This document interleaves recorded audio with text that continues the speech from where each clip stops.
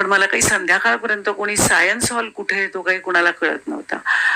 आणि शेवटी मग मी माझ्या नातेवाईकांकडे निघाले आणि जस्ट एका सिग्नलला रिक्षा थांबली होती. मग मी त्यांना विचारलं, तेव्हा ऑन अँड ॲव्हरेज संध्याकाळ झाली ती, म्हणजे सकाळ 12-1 वाजल्यापासून जशी मी पेपरला वाचलं होतं तेव्हापासून मला जायचं होतं.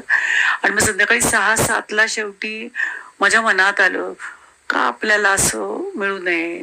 माझी खरंच अगदी मनापासून इच्छा आहे आणि ओपन टू ऑल आहे. तर आपल्याला जायला मिळालं असलं असतं तर बरं झालं असतं.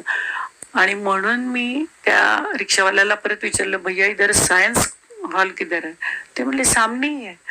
आणि तेव्हा मला कळलं की मनात आपल्या जी इच्छा असते ती किती पटकन पूर्ण होते. जी शुद्ध इच्छा म्हणतो ना आपली, की ज्याच्यात एकदम निरपेक्ष भावना, तशी ती इच्छा होती. आणि तोपर्यंत माझं क्लिअरिंग पण झालं असेल किंवा माझं थॉटलेस मी झाले असेल.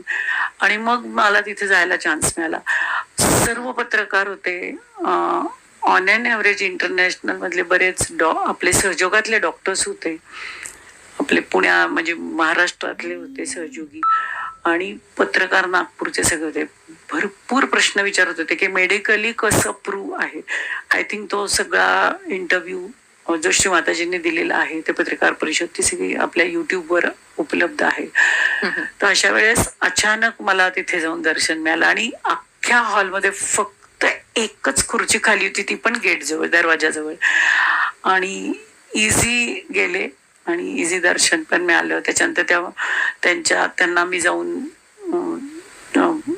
पाया वगैरे पडले आणि विचारलं की श्रीमाताजी मी पुण्यावरून आली, आपण पुण्यात परत कधी येणार?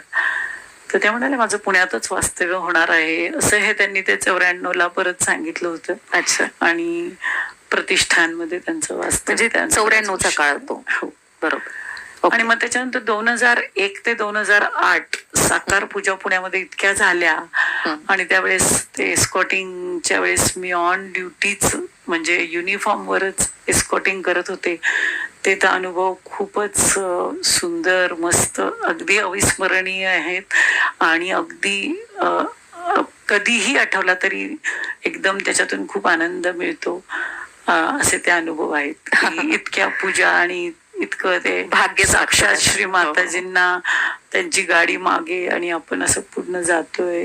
ह्या सगळ्या खूप खूप छान मेमोरीज आहेत, खूप सुंदर अशा मेमोरीज. आणि अर्थातच स्मरणीय आहे. म्हणजे साक्षात परमेश्वर आणि त्यांच्या इतक्या जवळून दर्शन लाभणं, त्यांच्याशी संवाद करता येणं. आणि तेव्हा असं कळलं की जे आपण म्हणतो की देवळात गेल्यावर छान वाटतं ते आम्ही समक्ष